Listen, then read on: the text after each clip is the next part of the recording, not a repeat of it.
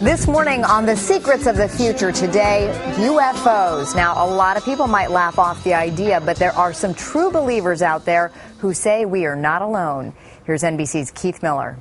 Hey, Mr. Spaceman. Movies made an entertainment of one of man's oldest questions. Are we alone in the universe?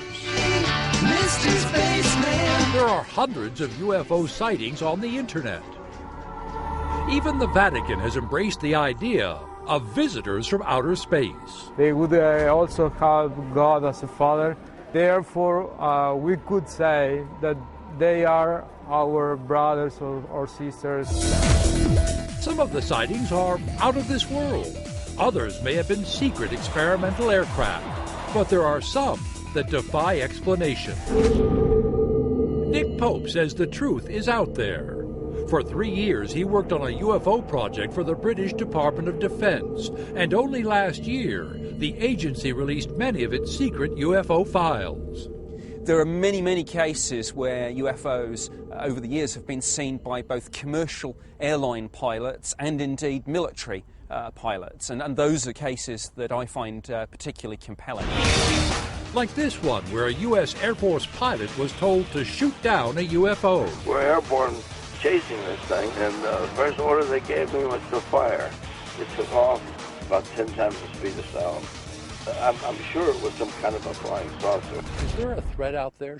I think at the least one should say there's a potential threat.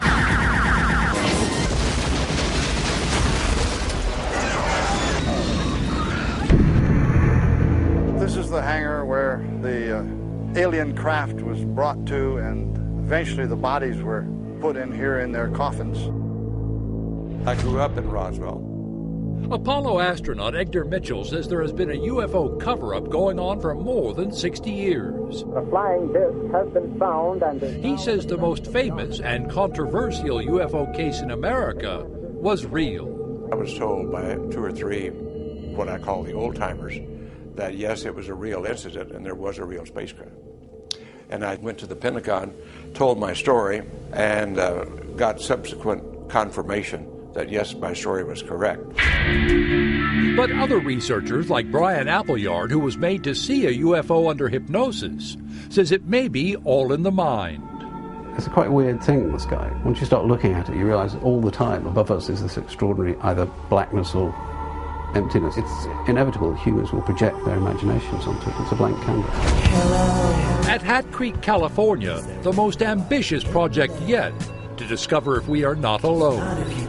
Funded by Paul Allen, the co-founder of Microsoft, the Allen Array is using radio telescopes to eavesdrop on the universe. We are listening for signals that are being created either naturally or engineered far beyond this planet.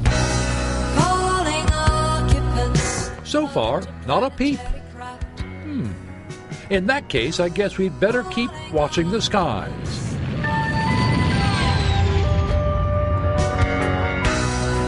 For today, Keith Miller, NBC News London. Are you a believer?